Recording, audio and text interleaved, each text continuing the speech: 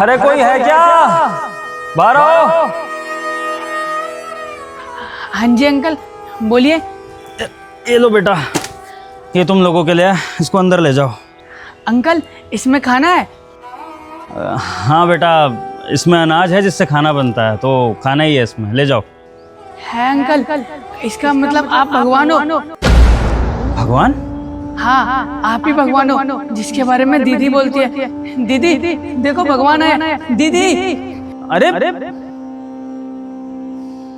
भगवान? ये बच्चा मेरे को भगवान क्यों बोल रहा था? लगता है बेचारा मानसिक तौर पर ठीक नहीं है। चलो कोई नहीं, अपनी दीदी को बुला रहा हूँ, उनको ही राशन देता हूँ। दीदी देखो भगवान आ गए। आपने बोला था ना भगवान आएंगे, ये देखो भगवान।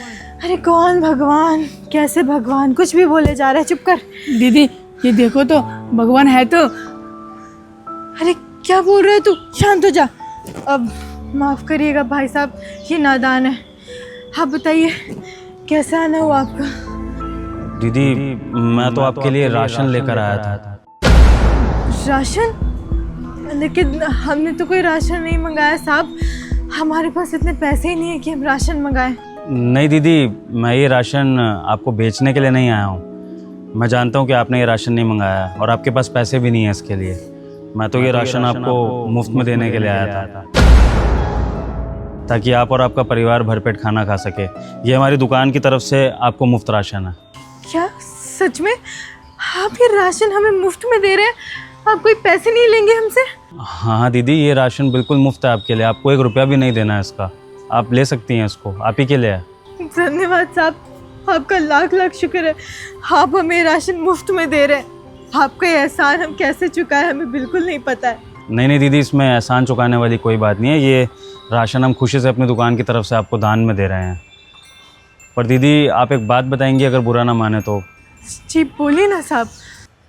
देखने में आपका भाई ठीक नहीं लग रहा है, लेकिन फिर भी ये मुझे बार बार भगवान बुलाया जा रहा है। ये ऐसे ही बोल रहा है या फिर इसके पीछे कोई वजह है? साहब वो क्या है ना, भूख इंसान को ना पागल बना देती है। वही मेरे छोटे भाई का हाल है। इसने पिछले 4 दिनों से कुछ नहीं खाया है। मेरे पास खाने के पैसे नहीं है कि इसको खाना दे सकूं।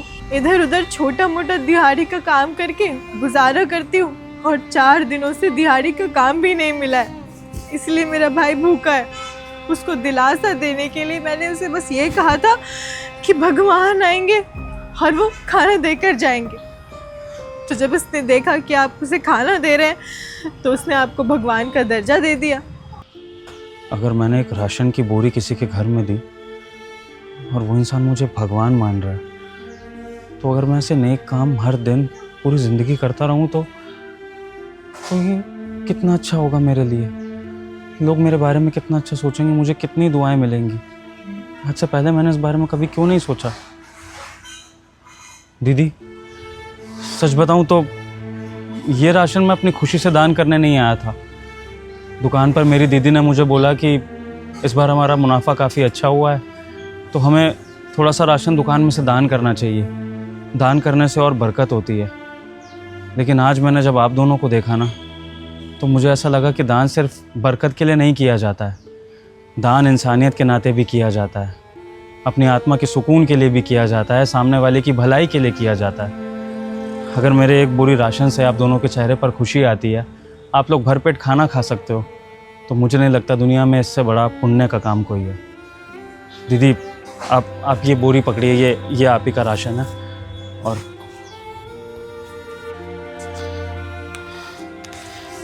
ये कुछ पैसे भी रखिए, अभी इतने ही है मेरे पास।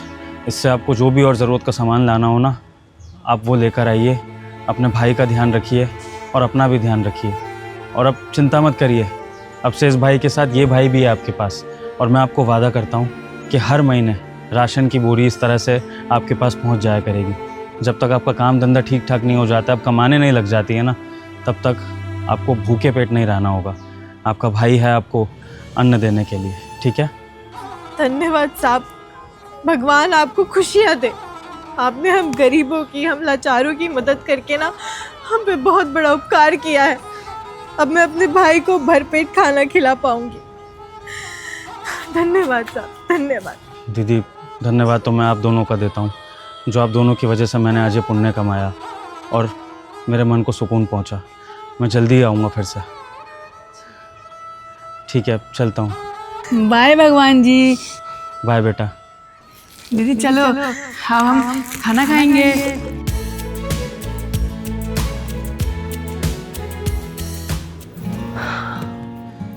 दीदी मज़ा आ गया आज तो। आज ना मैं बहुत खुश हूँ। मंदिर चलेंगे शाम को आज दुकान के बाद। क्या बात है छोटे, आज बहुत खुश नजर आ रहा है। कहाँ गायब हो गया था? बस दीदी पुण्य का काम करके आ रहा हूँ। अच्छा समझ गई मैं, तो वो गरीब बैंक को राशन दे आया तू, इसीलिए खुश नजर आ रहा है। हाँ दीदी, आपने कहा था ना कि थोड़ा सा राशन दान करके आना किसी को, तो बस मैं उसी दीदी के घर राशन दान करने के लिए गया था। फिर कैसा लगा आज दान करके? बहुत सुकून मिला दीदी दिल को।